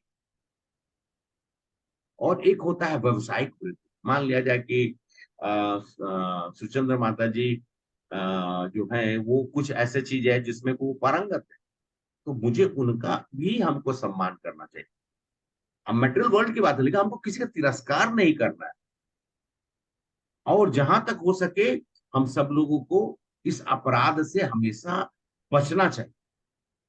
जितना भी हो सके ज्ञान को बांटने के समय में अपराध रूपी अगर बीज हम कहीं डाल देते हैं तो वो हमारा ज्ञान परिपूर्ण नहीं होता। तो यहीं पे मैं आज का सत्र को समाप्त करता हूँ, मैं आप लोग का ज्यादा समय ना लेते हुए। और कोई प्रश्न हो तो आप लोग पूछ सकते हैं। और मैं आप सब लोग से इतना ही आग्रह करूंगा कि कुछ भी अगर ना समझ में आए तो आप लोग मैसेज करिए, कभी भी ऐसा लगता है। और प्रैक्टिकल एग्जांपल्स जो है वो हम लोग को समझने में थोड़ा आसानी रहती है। थोड़ा उसमें भी क्या होता है कि थोड़ा भेद रहता है, उसमें भी कभी कभी हम कंफ्यूज करते हैं कि प्रभु आप ऐसा बताए थे। मैं फिर भी प्रयास करूंगा और भी कुछ एग्जांपल्स देकर, जिससे कि हम सब लोगों को भगवान के बताए हुए वचन जो है वो हम सब लोग को अच्छे से समझ में आ जाए, हमारे मस्तिष्क में प्रवेश करे। क्योंकि सब श्लोक इंपॉर्टेंट है, लेकिन कुछ श्लोक जो है भगवान खासकर अर्जुन को अटैक कर रहे हैं, बताने का प्रयास कर रहे हैं, जिससे कि अर्जुन के अंदर में वो जो मोक्ष प्राप्त करने की जो उसकी इच्छा है, वो चाहे मैं सब कुछ त्याग देता हूँ, मैं जाता हूँ जंगल में बैठ जाऊंगा, ऐसा वो मोक्ष नहीं। मोक्ष है ज्ञान को, अज्ञानता को दूर करना मोक्ष है। अभी तक मैं भी सुनता था मोक्ष का मतलब है क्या, समाधि ले लिए, आंख नाक ध्यान सब बंद कर लिए, और उसके बाद अपना आंख को नाक के सीधा में रख लीजिए। अरे भैया आंख ही खराब है मेरा, तो मैं नाक के ऊपर में कहाँ से रख लूंगा? ये कैसा कैसा चीज बताते हैं, मतलब सर नीचे टांग ऊपर, ऐसा ऐसा रे भाई, ऐसा। ठीक है वो सब एक्सरसाइज है, ठीक है चलता है, लेकिन मोक्ष का मतलब होता है ज्ञान प्राप्त करना। ये लोग नहीं बताते। मोक्ष का मतलब क्या है? ज्ञान प्राप्त करिए ना। जिस ज्ञान का, जो ज्ञान हम सब लोग को नहीं मिल रहा है, हम अपने अपने आने वाले जनरेशन को क्या देंगे? तो लोग बोलता है कि दे आर 2K जनरेशन। अरे क्या 2K जनरेशन? उनकी जो दुर्दशा है वो आप जाके देख सकते हैं, उनकी दुर्दशा क्या हाल। जीन्स पहन लेने से, और वो क्या कहते हैं बड़े बाल रख लेने से, और ये मतलब क्या है वो सब, मोबाइल ऑपरेट कर लेना, लैपटॉप ऑपरेट करना, नहीं भाई साहब, वो जीवन नहीं है। अरे वो सब है, समय के साथ में जो प्रणाली है वो चलता रहेगा। मुख्य उद्देश्य है ज्ञान प्राप्त कर, कौन सा? आध्यात्मिक ज्ञान प्राप्त करना, जो कि हमारे ये शरीर से ज्ञान प्राप्त करना जरूरी का चीज है, उतना जरूर मानना जानना चाहिए। मेन ज्ञान है किसके लिए? किसका ज्ञान प्राप्त करें? उस जीवात्मा का, जीवात्मा का उद्धार करने के लिए। जो जीवात्मा इस जगह पे इस शरीर को धारण करके आ गया है, उसका उद्धार करना है ना। इस शरीर का थोड़े उद्धार करना है। शरीर तो खत्म हो जाएगा, रह जाएगा, फिर दूसरा शरीर मिलेगा। कितना जीव, कितने शरीर का आप उद्धार करेंगे? एक आत्मा का उद्धार होगा तो फिर आपका पूर्ण उद्धार हो जाएगा। हाँ, हरे कृष्ण माता जी बोलिए, सरस माता जी। हरे कृष्ण प्रभु जी। प्रभु जी ज्ञान वो मतलब जो हम कौन है बताए, भगवान कौन है बताए, और हमारे यस, बीच के यस, संबंध को। यस, एकदम सही है। इसको ही प्राप्त करना, ये इंपॉर्टेंट। मेरा क्या पोजीशन है, मतलब मैं कौन हूं, मोस्ट इंपॉर्टेंट मैं हूं कौन।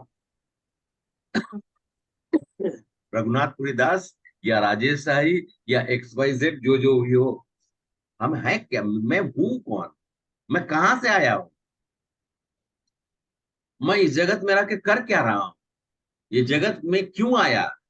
ये सब चीज अगर हम इतना समझ सके तो हमारा आध्यात्मिक जीवन जो है उसका प्रगति होने लगता है, और अंततः हम अपनी भक्ति करके आध्यात्मिक जीवन प्राप्त करके हम लोग भगवत धाम जा सकते हैं। हरे प्रभु कृष्ण। जी वो जो पिछले श्लोक का वो चिड़िया वाला जो एग्जाम्पल था वो मुझे समझ में नहीं आया। अच्छा अच्छा, हाँ ठीक है। और मैंने फिर भूल गया अभी बताना। उसमें ये भी याद था, मैं देखा कैसे जल्दी कर देते हैं।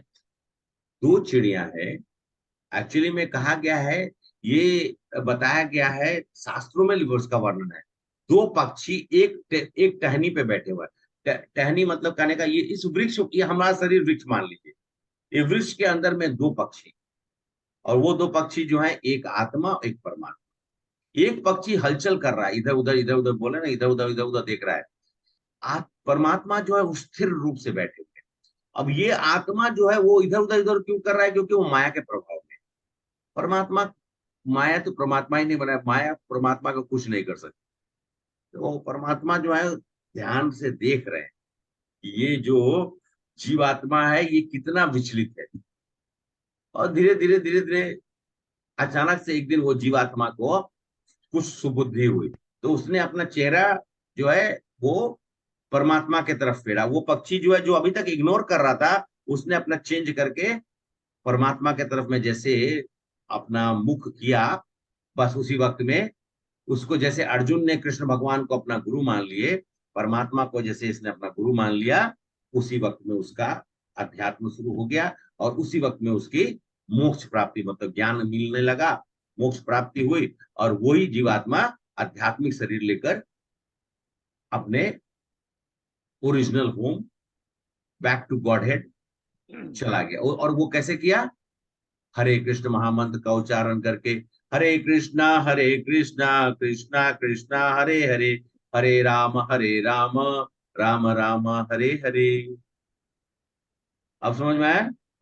हाँ प्रभु जी बहुत अच्छे से समझ में आया। अच्छा ठीक है, चलिए। Thank you. हरे कृष्ण प्रभु। प्रभु जी अब बोलिए, बोलिए प्रभु। हाँ, हाँ दूसरा कोई सुनाई बोल दे, रहा है। सुनाई दे रहा है। अनम्यूट करिए। दूसरा कोई बोले शायद। नहीं नहीं नहीं, आप, मैं बोला था, आप बोलिए। अच्छा अच्छा। तो दो चीज मुझे जितना समझ में आया अभी, कि जैसे हमें, जैसे आपने बोला कि लास्ट में जो बुजुर्गों को हमेशा रिस्पेक्ट करना चाहिए, ये करना चाहिए, लेकिन अर्जुन और भीष्म पितामह का जो भी है वो भी एक दूसरा एस्पेक्ट है कि अगर आ, मतलब जो सम्मानीय है, वयोज्येष्ठ है, जो लोग एजेड है, वो लोग अगर धर्म भ्रष्ट है तो उन लोगों के खिलाफ भी हमें प्रतिवाद होना चाहिए, प्रोटेस्ट हाँ करना चाहिए, हाँ, है ना। यस, हमें उनको, मतलब अगर समझ में आ रहा है तो वो अधर्मी है या फिर अधर्म का साथ दे रहे हैं, तो डेफिनेटली वी शुड प्रोटेस्ट।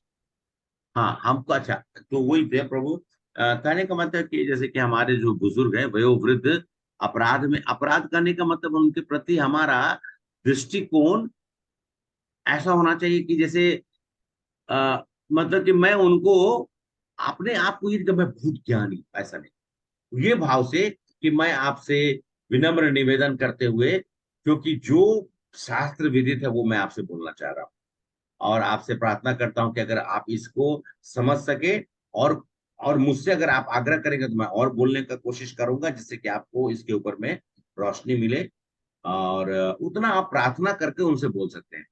हमारा क्या होता है ना कि हम कभी कभी ना सोचते हैं कि मुझे बहुत ज्ञान हो गया ना, तो हम सब लोग अपना ज्ञान का प्रदर्शन करते हैं, और सामने वाले को ये नहीं समझते हैं कि वो मेरे बुजुर्ग हैं। हो सकता है कि मान लीजिए कुछ गलत भी कर रहे हैं, तो हमको उनको समझाना है। एक उम्र के बाद समझाना बहुत मुश्किल, लेकिन मैं जानता हूं कि मैं अपने ही परिवार के आसपास में कुछ लोग जो हमारे हैं, उन लोगों को खाली हरे कृष्णा बोल बोल के मैंने बदल दिया। अब वो लोग हरे कृष्णा बोलते हैं, साथ साथ में 4 नियमों का पालन करना, खाना पीना बदल दिया, भगवान को अर्पित। उनको यही नहीं मालूम था कि जो हम खा रहे हैं वो कृष्ण का खा रहे हैं, बिना कृष्ण को खिलाए हुए खा रहे हैं। जैसे मान लिया जाए कि हमारे इंद्रनील प्रभु, आप घर के, मतलब ऑब्वियसली माता दोनों ही हैं, आप दोनों आदमी घर के ये हैं, लेकिन मुख्य रूप से कि पुरुष को ये कहा जाता है कि उसका, जैसे उसका नाम से नहीं बोलते, पुरुष का या कि भाई उसका पोजीशन है कि उसको अपने पूरे परिवार का संरक्षण करना है, परिवार का संरक्षण करना है। लेकिन माता जी ने खाना बनाया, बच्चों को और भी जो भी परिवार में सबको खिला दिया, और आप ही को नहीं खिलाया। तो ये वाली बात है कि कृष्ण का सब कुछ है, और हम लोग कृष्ण, अरे आप वो मत सोचिए ना कि कृष्ण खा रहे कि नहीं खा, कृष्ण कैसे खाते हैं वो आपको समझ में भी नहीं आएगा। एक जगन्नाथपुरी का छोटा सा आपको स्टोरी बता देता हूँ। अमेरिका से एक आया, तो उसको वो भी बहुत सुन रखा था कि हाँ ऐसे ऐसे है, ऐसे ऐसे है, जनरली तो वहां पे अलाउ नहीं करते हैं। तो बहुत आग्रह करने के बाद उसने काफी कुछ ऐसा अनुनय विनय किया, बाद में बोला कि मैं चैलेंज करता हूँ, लोग बोलते हैं कि जगन्नाथ जी खाते रहते हैं, तो मुझे मैं नहीं मानता हूँ। तो फिर उसको वहां पर जो मेन पंडा है उनके पास लाया गया, भाई ये समस्या का समाधान कैसे होगा, क्योंकि अभी तो जगन्नाथ जी के अस्तित्व के ऊपर में प्रश्न आ गया। तो मेन पंडा बेचारे बहुत बोले ठीक है तुम कल आओ। तो कल आए, तब तक वो बेचारे हाथ जोड़कर जगन्नाथ जी बोले कि अब आप ही जगत का कल्याण करने के लिए आप आए हो, अब आप ही कल्याण करिए हम लोग का। तो भगवान बोले, आदेश दिए उनको, स्वप्न में जो भी है आदेश मिला कि उसको बोलो मिठाई का 10 केजी मिठाई लेके आएगा। तो 10 केजी मिठाई का लेके आएगा, बाकी का छोड़। तो पंडा ने, हमारे जो महापंडा थे, उन्होंने बता दिया कि तुम जो है जाओ 10 किलो लड्डू जो है वो लेके आओ। तो वो लेके आया, उसको बोला चलो ठीक है, उसको भी ले गए, और ले जाकर भगवान के सामने 10 किलो का जो लड्डू था, 3-4 पैकेट्स में था, उसको रख दिया गया, खोल दिया गया, और विधि विधान के अनुसार में उसको, हाँ वो करने से पहले उसने वेट कर लिया, उसने बोला कि देखो वेट कर लो। बोला कि नहीं नहीं मैं वेट करा के लाया, 10 केजी है। रख दिया गया, पर्दा बंद हुआ, सब लोग बाहर बैठ के अपना भगवान का जितना समय के अनुसार में वो सब बैठे रहे। उसके बाद फिर पर्दा खुला।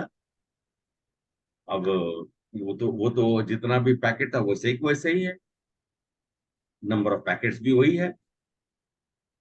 तो तो पंडा महापंडा बोलते हैं कि ये प्रसाद का वजन कर लो। तो सब लोग ले जाकर सामने में जो वेइंग मशीन था उस पे रखे, तो वो मात्र 5 kg था, लेकिन लड्डू वैसे ही है। तो भगवान लड्डू का रस ले लिए या लड्डू का तत्व को जो भी आप समझो, तो वो देखा तो वहीं पे गिर पड़ा। और आज एक एक स्ट्रीट का नाम है उसके, वो भगवान के परम भक्त बने और बहुत सेवा किया। और जगन्नाथपुरी में एक स्ट्रीट है जो उसके नाम से। तो ऐसा है भगवान की लीलाओं को हम सब लोग बस अपने दिमाग से ज्यादा नहीं सोचना है, प्रेम से सोचना है। भगवान की लीलाओं को दर्शन करने के लिए कान चाहिए, आंख नहीं चाहिए। ठीक है प्रभु जी। आज मेरे आंखों में आंसू आ गए प्रभु जी। फिर आंसू नहीं लाना है, भगवान के जो जो कथा होता है उसको आनंद लेना। ठीक है, आनंद में भी आंसू आती है। मुझे वही आनंद वाला ही आंसू है। ठीक है, ओके। फिर अच्छा, और कोई प्रश्न प्रभु जी? राकेश प्रभु जी कुछ पूछना चाहते हैं? हाँ, मैं पूछ रहा था कि देह त्यागने के बाद भी वो दोनों पक्षी कहाँ रहते हैं? वो साथ साथ रहते हैं क्या बाद में भी? प्रभु जी या क्या क्या बोल रहे हैं आप? वैसे वो बोलिए। देह देह देह त्यागने के बाद हाँ, देह त्यागने के पृथ्वी बाद परमात्मा स्वरूप जो परमात्मा स्वरूप परमात्मा तो भिन्न हो ही नहीं सकते हैं। परमात्मा जो रूपी वो जो पक्षी है या परमात्मा, हाँ एक्चुअली हमारे शरीर के अंदर में 2 आत्मा है। परमात्मा फिर से वो दोनों दोनों छोड़ते हैं साथ में। परमात्मा जो है वो अपना परमात्मा मतलब क्षुद्र विष्णु, और ये आत्मा जो है ये अपना इसका इंडिविजुअल एंटिटी है। ये जब शरीर धारण करता है तो जो शरीर धारण करेगा सूक्ष्म शरीर के साथ में, हाँ फिर हाँ परमात्मा आके वास कर जाते हैं। छोड़ते दोनों अच्छा हैं। आप फिर से, अगर तो आपको अध्यात्म अध्यात्म शरीर मिल गया, सूक्ष्म हाँ शरीर रहेगा नहीं, फिर परमात्मा तो मतलब परमात्मा के अंश, परमात्मा का अंश भी नहीं है। परमात्मा अपना स्वरूप उतना छोटा करके प्रवेश। कृष्ण भगवान की 16,108 पत्नियां थी। तो आप क्या सोचते हैं कि कृष्ण भगवान कितने थे? है तो एक ही। कृष्ण भगवान 16,108 थे, लेकिन थे हाँ एक नहीं, ही। उन्होंने उन्होंने हाँ थे एक ही, लेकिन थे अपना एक अलग ही। रूप। हाँ, रूप अलग है, उन्होंने अपना विस्तार कर दिया। विस्तार कर लिया। हाँ, विस्तार कर देते हैं कि उनकी किसी भी पत्नी को ये नहीं महसूस हो कि मेरे पति जो है मेरे तरफ नहीं देखते। भगवान हाँ नारद जी गए द्वारका में तो माथा पकड़ के बैठ गए। वो गए थे टेस्टिंग करने के लिए। कृष्ण जो यहाँ तो आदमी, क्षमा क्षमा चाहते हुए, एक आदमी एक शादी करने के बाद ही परेशान रहता है। अरे भगवान कृष्ण 16,108।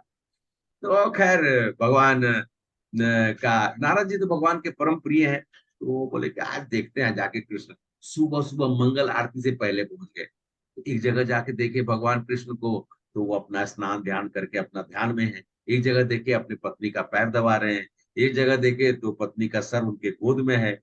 एक जगह पे देखे तो भगवान कुछ कुछ कुछ अपना है। वो बोले कि मैं क्या देख रहा हूँ? तो रुक्मिणी जी के मंदिर में गए तो वो भगवान का हाथ पकड़ के, सुबह का समय है ना, तो हाँ वो हाथ पकड़ के बोले कि नहीं अभी आप मत उठिए। मतलब अलग अलग दृश्य देखने के बाद वो मतलब खैर बेहोश नहीं हुए। उनको लगा कि मैं कहाँ आ गया हूँ, कितने कृष्ण है। तो भगवान बाद में जब मतलब कि रुक्मिणी जी के मंदिर मतलब ये महल में, भगवान ने महल भी सबको उतना ही दिया। तो वहां पर तो नारद, उन्होंने आवाज दिया, नारद मेरे प्रिय नारद क्या कर रहे हो सुबह सुबह, तुम तो ब्रह्मचारी हो। तो उन्होंने कहा कि मैं, हे प्रभु, मैं तो सोचा था आकर कि मैं आपके लीला को देखना चाहता था कि आप कितने कष्ट में हैं। तो भगवान मुस्कुराए। भगवान कभी कष्ट में हो सकते हैं? भगवान तो अनचिंत्य हो। भगवान तो ऐसे हैं कि हर हर की चिंता करते हैं। तो इसलिए भगवान की लीलाओं अद्भुत है। उस सब में कहीं पे भी आप ये त्रुटि नहीं निकाल सकते। त्रुटि निकालने वाले को छोड़ दीजिए। कोई कुछ बोलता है, कोई कुछ कृष्ण, अब हम बोलेंगे आप लोग कृष्ण, कृष्ण आदि पुरुष है, एक ही पुरुष है, बाकी कोई पुरुष नहीं है इस जगत में। ये भी आप सोच लीजिएगा। हम सब लोग में बोला जाता हूँ एक ही पुरुष है, वो एक और एकमात्र कृष्ण है। ठीक है, एक ही भोगी है, वो एक और एकमात्र कृष्ण है। इसीलिए कृष्ण को छोड़कर पूरा जगत जो है वो सिर्फ कृष्ण के आराध्य के रूप, मतलब कृष्ण आराध्य है, सब उनकी सेवा। ठीक है, ठीक है प्रभु जी, मैं आपको एक चीज बोलते हैं तो मैं 5 चीज बोल देता हूँ। थैंक यू, धन्यवाद, थैंक यू। नहीं, सेटिस्फाइड हुए कि नहीं? मेरा मेरा हाँ मेरा नहीं, हो गया मेरा जो डाउट था वो क्लियर हो गया। अच्छा ठीक है, चलिए अभी करते करते तो 9 बज ही गया आपको। ठीक है,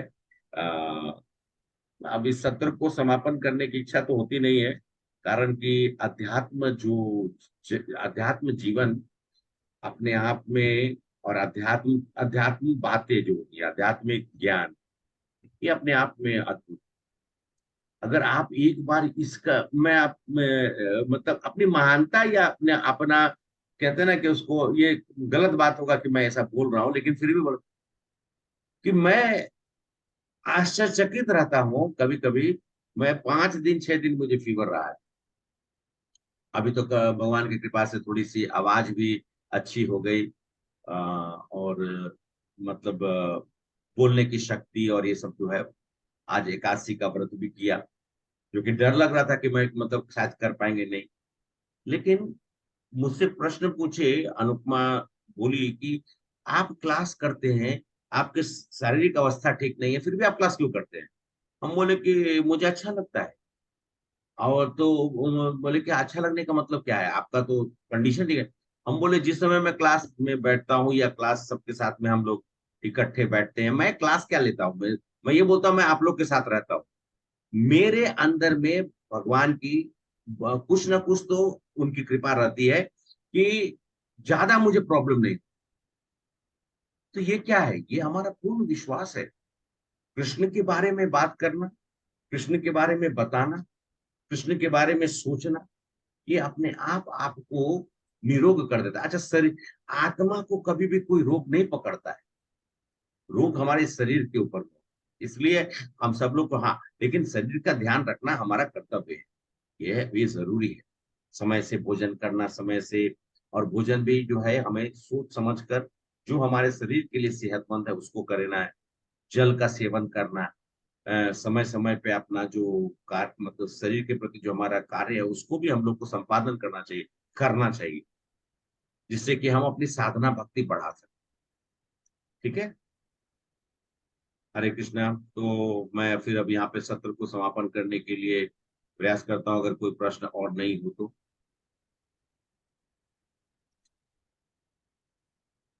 अब हाँ प्रभु, श्रीनिवास प्रभु आप कुछ पूछना चाह रहे थे? नहीं,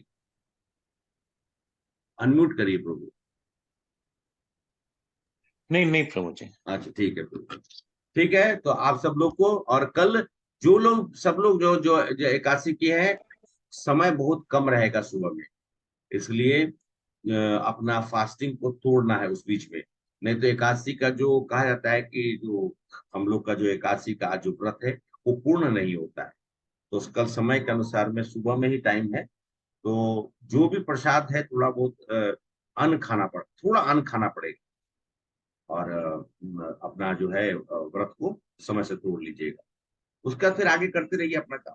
ठीक है, हरे कृष्णा। प्रभु जी, प्रसाद के तौर पर अन्न कहा ना आपने, तो मुरमुरा आता है ना प्रभु जी?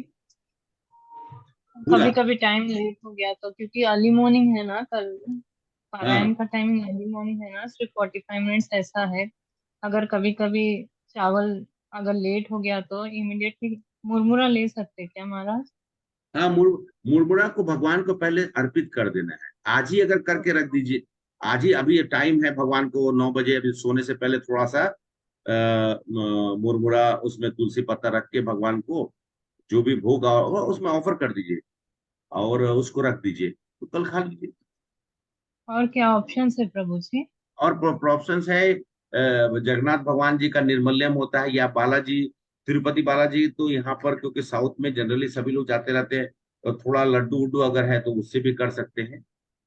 ओके अन्न, ओके हाँ, अन्न थोड़ा सा अन्न होना चाहिए, अगर रति मात्र भी हो उसको लेके जल जल। ओके प्रभु जी। और थैंक यू प्रभु जी।